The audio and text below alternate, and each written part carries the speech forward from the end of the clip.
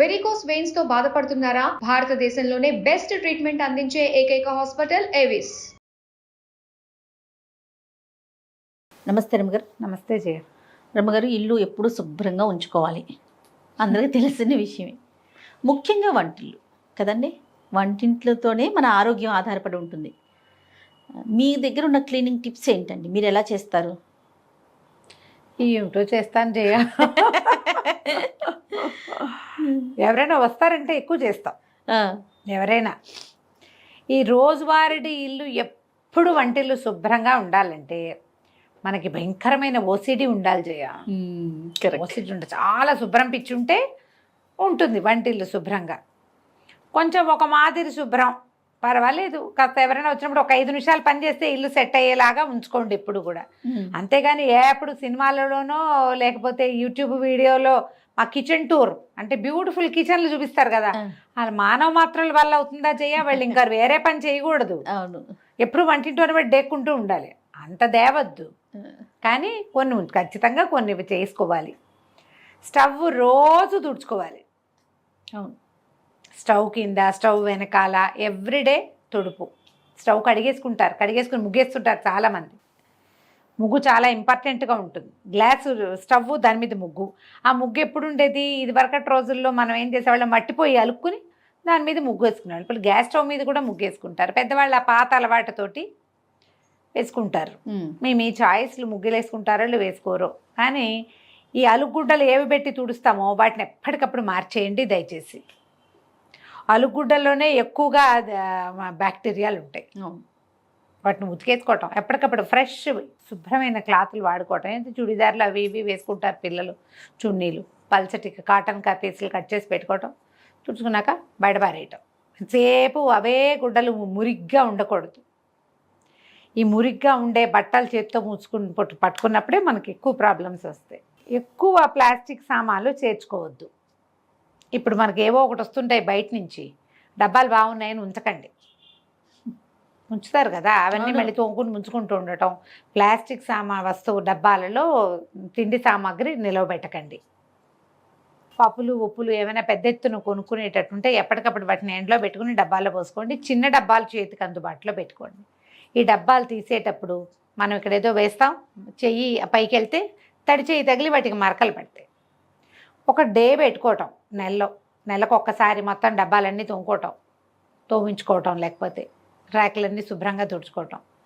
నెలకు ఒక్కసారి ఖచ్చితంగా ఫుల్ కిచెన్ క్లీనింగ్ చేసుకుంటే బాగుంటుంది. మీ వల్ల అవుతుందా?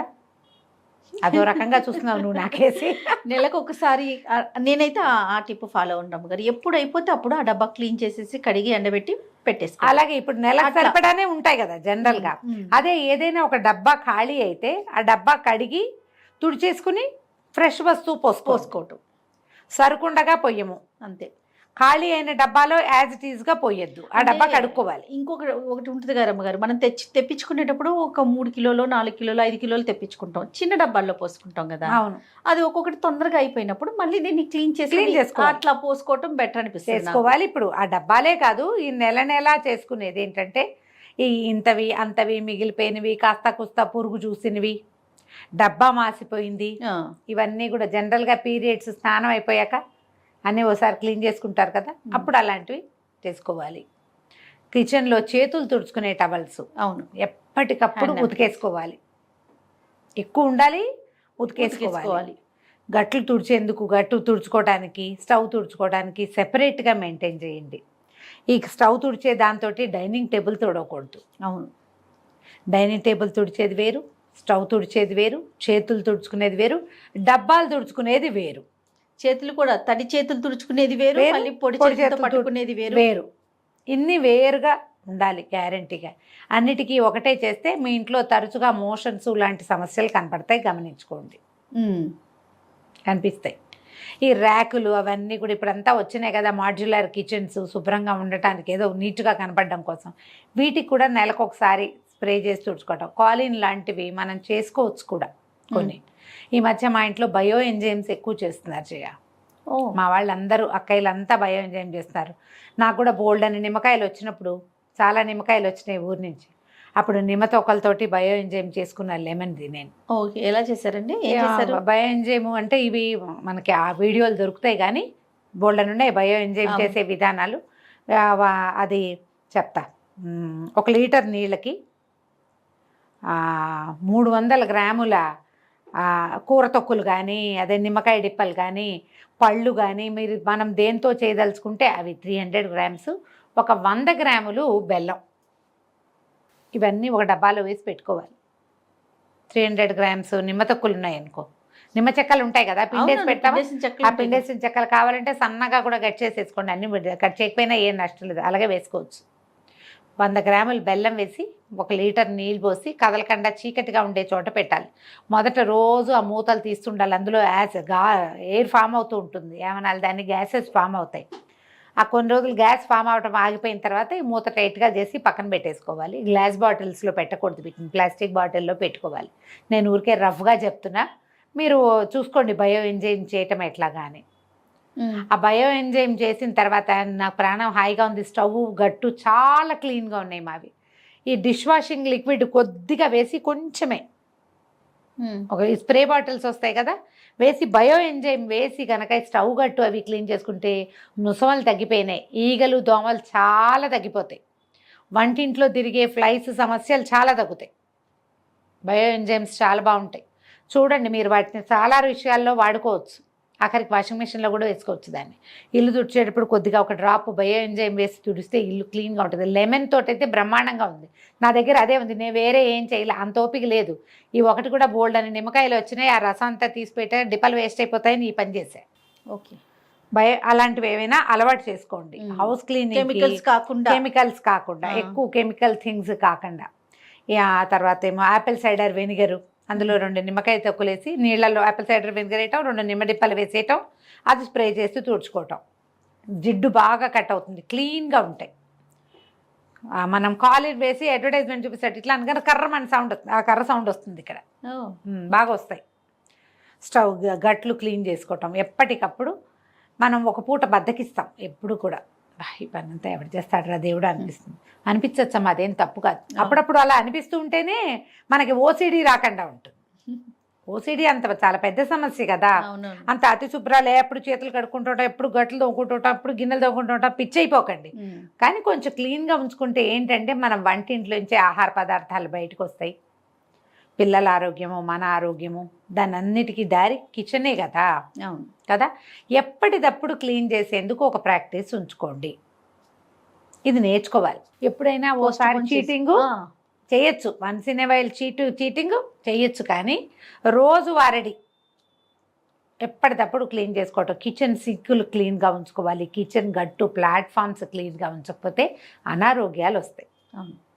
వాటిల్లో మనం ఎక్కువగా దొరికేది ఏంటంటే ఇగో motions, vomitings, stomach disturbances, stomach disorders, వాటిల్లోకి వెళ్తాం. కాబట్టి వీటిని కొంచెం చక్కగా ఉంచుకోవటం. చాకులు అవన్నీ, బెల్లం తరిగిన చాకు అలాగే పెట్టేయకుండా బెల్లం తరిగిన చాకుని శుభ్రంగా కడిగేసుకోవటము, లేదా తడి పెట్టుకోవటము, తుడిచేసుకోవటము. ఎక్కువసార్లు చాకులు కడిగితే పదును పోతాయి. అందుకని ఏం చేస్తాము, ఈ చిన్నది ఏదైనా క్లాత్ తడిపి తుడిచేసుకోవాలి. కూరలు తరిగిన, ఉల్లిపాయలు తరిగిన చాకు అలాగే పెడితే వాసన వస్తుంది. తర్వాత ఏమో ఈ మన కూరలు తరిగేందుకు ఇప్పుడు అంతా చెక్కలు, ప్లాస్టిక్లు బోల్డర్లు వచ్చినాయి ఇక షీట్లు, వాటిని ఎప్పటికప్పుడు తోముంచుకోండి. వాటిలో ఎక్కువ బ్యాక్టీరియా ఉంటుంది. వీటికి కూడా నేను చెప్పిన బయో ఎంజైమ్ వేసి కనుక తోమితే చాలా క్లీన్ అవుతాయి. ఒట్టిని అవన్నీ చావలేం మనం. ఈ బయో ఎంజైమ్లు అవన్నీ ఎవరు చేస్తాడంటే అంటే నిమ్మకాయ డిప్పలు ఉంటాయి కదా, నిమ్మ డిప్పలు నీళ్ళతోటి వాష్ చేసుకోండి. లెమన్ తగిలేసరికల్లా ఆటోమేటిక్గా ఈ యాసిడిటీ వల్ల కొంత క్రిములు అవి పోతాయి. హాట్ వాటర్లో వాష్ చేసుకోవటము. కొంచెం ప్లానింగ్ తోటి ఉంటే కనుక వంటిల్లు క్లీన్గానే ఉంటుంది. ఎప్పుడు మనం ఆ ధ్యాసలో ఉండాలి. వీటికి ప్రధానమైనది ఏంటంటే బేసిక్ శుభ్రత, వాష్, వైప్, కడగటంతో పాటు తుడవటం కూడా. నీళ్ళు ఓడుకుంటూ పెట్టామంటే ఇబ్బంది. అవును, ఎక్కువగా ఎక్కడ చూస్తామంటే రమ్మగారు, మనం గిన్నెలు తోముకునే పీచులు ఉంటాయి చూసారా, అవి వాటిని మార్చుకోవాలి. అవి ఎప్పటికప్పుడు ఎక్కువగా వాసన వచ్చే వాటి వల్లే. అవును, ఏం చేస్తామంటే ఈ తోమిన తర్వాత దాన్ని వాష్ చేయకుండా పెడతారు సబ్బు మీద. అది ఆ ప్రాక్టీస్ ఉంటే మానేసుకోండి.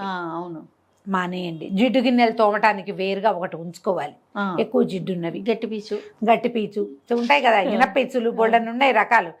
ఏదైనా సరే మీరు ఏది క్లీన్గా ఉంచాలో దాన్ని క్లీన్గా ఉంచకపోతే మనకు సమస్యలే వస్తాయి. గిన్నెలు శుభ్రంగా ఉండవు కదా. అవును. ప్లాన్డ్గా చేయండి. ఓసిడికి లోన్ కాకుండానే మనం హెల్తీగా ఉండొచ్చు. బాగా శుభ్రంగా ఉంటేనే హెల్త్ అని పొరపాటును కూడా అనుకోవద్దు. ఆ, శుభ్రంగా అనేదే పాయింట్. బాగా కాదు, తక్కువ కాదు. మీరు బాగా అయినా మీరు పిచ్చి అయిపోతారు, తక్కువైతే అనారోగ్యం పాలవుతారు. మధ్య మీడియోకర్గా క్లీన్గా ఉంచుకోవాలి. ఈ మీడియోకర్ థింగ్స్ చాలా విషయాలు కూడా, బట్టలకు కూడా విపరీతంగా సర్ఫ్ పోసేయటం, అవును. ఈ డిష్ వాషింగ్ లిక్విడ్ పోసేయటం, అతిగా సబ్బు వాడకము, అతిగా డిష్ వాషింగ్ లిక్విడ్స్ వాడడము, వీటితోటి కూడా క్యాన్సర్లు వస్తాయి. అవన్నీ కార్సినోజెనికే, అన్ని కార్సినోజెనికే. ఏవి మనం వాటిలోంచి బయటపడలేము. శుభ్రంగా కడుక్కోవాలి కదా. ఎన్ని నీళ్లు పోస్తే కడుగుతాం? ఇంతంత నురుగులు తెప్పించటం, నురుగు పిచ్చి అవును. కొంతమందికి. అవి తగ్గించుకోండి. అవి ఏమంత మంచి పద్ధతి కాదు. ఏమైనా ఇంట్లో బొద్దింకలు లాంటివి ఉంటే అవి ఆహార పదార్థాలకి మీదకి వచ్చేయకుండా బొద్దింకలకి మందు కొట్టించుకోండి, లేదా మందు పెట్టించుకోండి. 5 ఏళ్ళకోసారి 3 ఏళ్ళకోసారి పెట్టేవి కనపడుతున్నాయి. అలాంటిది ఏదైనా ట్రై చేయండి. తర్వాత పదార్థాలకి మూతలు పెట్టడం ప్రాక్టీస్ చేయండి. మెయిన్ అది.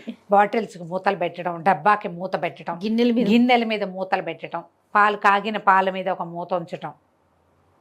కాఫీ కలుపుకున్నాం, మనం ఒక కప్పు తాగాం, ఇంకో అరకప్పు ఉంది, పని మనిషి వస్తున్నాడు, భార్య కన్నా దాన్ని ఎత్తున ఒక మూత, ఒక గ్లాసులో పోసాం, దాన్ని ఎత్తున మూత. ఇవి ప్రాక్టీస్ ఉంచుకోండి. ఇవన్నీ హెల్తీ టిప్సే. మనకు తెలుసు, ఏం తెలియదు ఇందులో మనకి ఉంటాము, ఏం తెలీదు, జస్ట్ కొంచెం ఐడియా ఉంటే సరిపోతుంది. మీ వంటిల్తి శుభ్రతే మీ ఆరోగ్యానికి మొదటి మెట్టు. అంతే కదా. అంతే రమ్మగారు. నమస్తే. నమస్తే జయ.